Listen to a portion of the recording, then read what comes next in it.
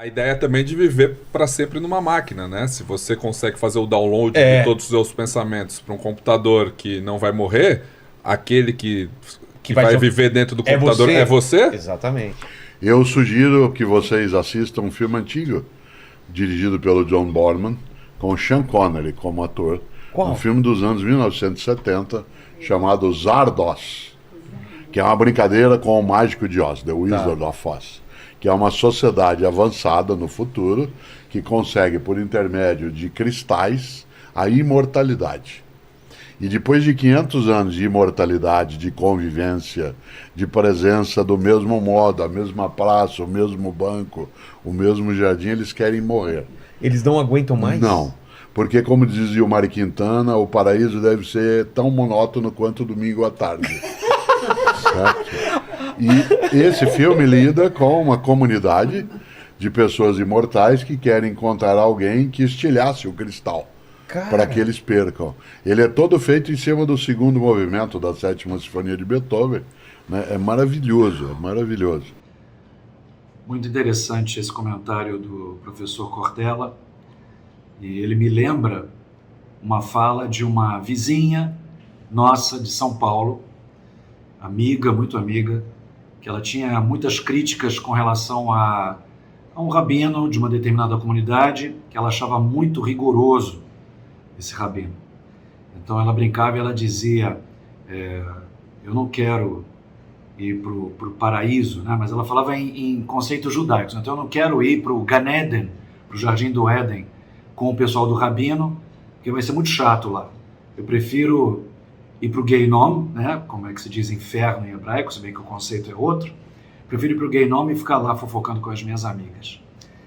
Então, interessante também citar que na Torá, né, antes do dilúvio, no segundo plano de humanidade que a Torá apresenta, o primeiro foi com Adão e Eva, no segundo plano, com a humanidade que foi exterminada com o dilúvio, antes do dilúvio, as idades que a Torá relata são idades com 10 vezes mais anos de vida neste mundo do que hoje em dia. Ou seja, o dilúvio reduziu a idade humana a 10 vezes menos, a 1/10 do que era naquela época. Então, o indivíduo vivia 900 e tantos anos, hoje a gente vive 90 e tantos anos, bem que cada vez mais, né? Então, isso é outro dado interessante, porque o filme que o professor Cortella citou fala em 500 anos e já tivemos, de acordo com a Torá, seres humanos vivendo muito mais do que isso. Inclusive, o dilúvio acontece quando Noé estava acima dos 600 anos de idade, né? O famoso Matusalém, que foi o ser humano que mais viveu, né? Que viveu 996 anos, de acordo com o texto bíblico.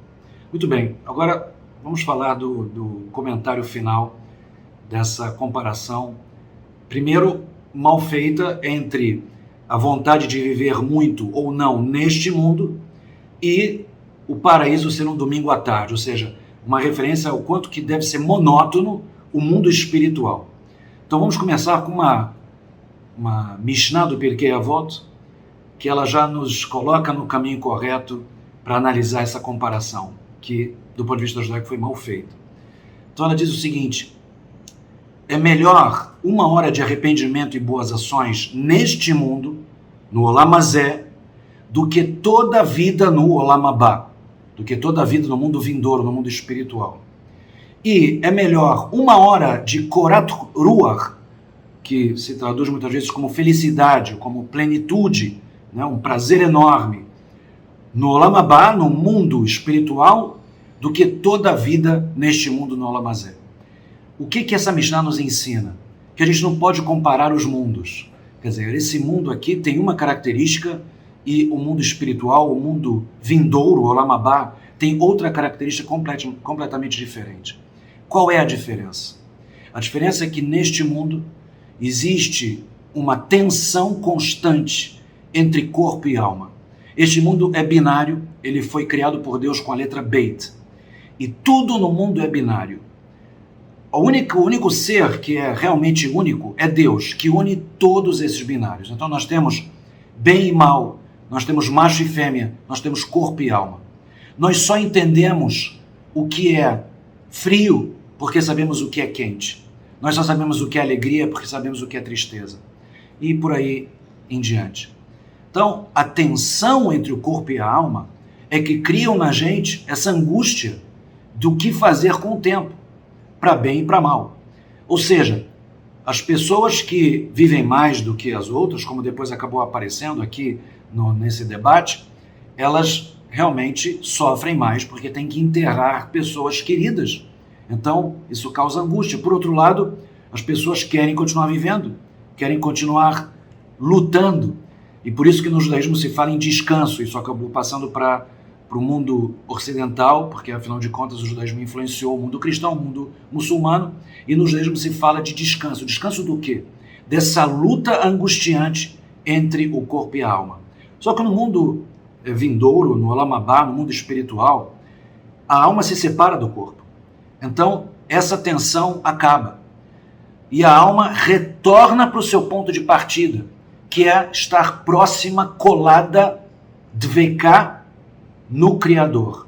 Se nós pudéssemos entrevistar a alma sem a influência do corpo, perguntando para ela o que você quer, né? Enquanto o corpo vai querer todos os prazeres possíveis, imagináveis, materiais, a alma, com a sua clarividência, ela vai dizer: eu quero a fonte de todos os prazeres, a fonte de todas as alegrias, a fonte da verdadeira felicidade, que é o Criador, que é Deus. Então, assim que ela volta a esse estado do qual ela saiu, para vir para este mundo, para encarnar num corpo, ter o desafio da escolha entre o bem e o mal, que é o tal do livre-arbítrio, para adquirir mérito, ela retorna para o ponto de onde ela saiu e ela lá entra numa paz, numa plenitude, na qual não cabem todos os problemas, os vícios que existem nesse mundo.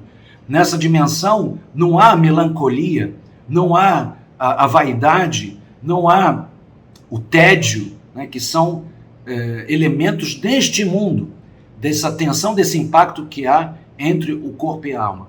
Outra coisa interessante a comentar é o seguinte: uma das características desse mundo é o que aconteceu na terça-feira do Gênesis, na semana da criação.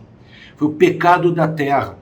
Nós sabemos que Deus ordenou à terra que ela fizesse árvore de fruto que dá fruto. E a terra verdadeiramente fez o quê? Árvore que dá fruto. Qual é a diferença?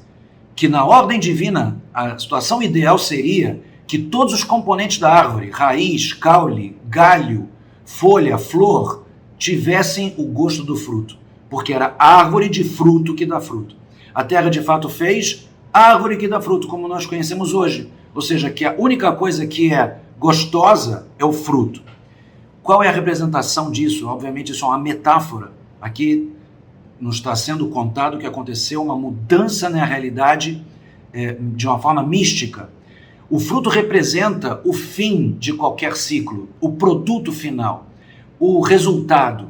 E a árvore representa o ciclo, representa o processo, representa o caminho até chegar nesse objetivo. O ideal antes dessa mudança, obviamente provocada por Deus, era que todo o processo fosse doce como o final, ou seja, com gosto de fruto. Mas não é isso que acontece. Nós hoje temos muita dificuldade no caminho em direção ao resultado. A gente quer logo chegar no resultado, queremos logo chegar no objetivo. Né? A gente quer o canudo e não a faculdade. A gente quer o fim de semana e não a semana de trabalho, ou o dia do recebimento do salário. Né? A única situação na qual isso não existe é no universo do lúdico. Né? Quando a gente está jogando um jogo, fazendo uma brincadeira, a gente não quer que acabe. Né? A gente gostaria de que durasse para sempre. E isso é algo parecido com o que acontece no mundo espiritual, em que há uma plenitude. Afinal de contas, quando Adão e Havá comem o fruto e o mal que estava fora deles entra em ambos, começa a existir dentro do ser humano o pior mal de todos, que é o vazio. Ou seja, essa necessidade constante de preencher esse vazio, em vários níveis. Ou vazio material, com comida e bebida e outros prazeres, ou vazio emocional, que se completa muito pela convivência social, as amizades, os amores que nós temos por outros seres humanos, ou até por outras criaturas, por bichos, né, por animais. Mas o principal vazio, que é o vazio espiritual, com relação ao propósito, da gente saber para que nós viemos para cá, qual é o propósito de estarmos aqui. Quando a alma desencarna, lhe é revelado todo o propósito. Não é uma dimensão relativa como a nossa, na qual manda o Yetzer Hara, o instinto negativo, nesse mundo que a Kabbalah chama de mundo da mentira, alma de Shikra. A alma vai para o mundo da verdade, um mundo absoluto, um mundo atemporal, em que não há mais esses parâmetros que há aqui. Né? A Kabbalah chama o mundo Olam Haba, o mundo espiritual, de alma de Kushta, ou alma de Emet, o mundo da verdade. Então, essa comparação entre a longevidade desse mundo e a monotonia que é um domingo à tarde, simplesmente é descabida. Sim, mas o debate é muito interessante e é importante nós refletirmos sobre isso do ponto de vista judaico. Então, espero que vocês tenham gostado e até a próxima. Tchau.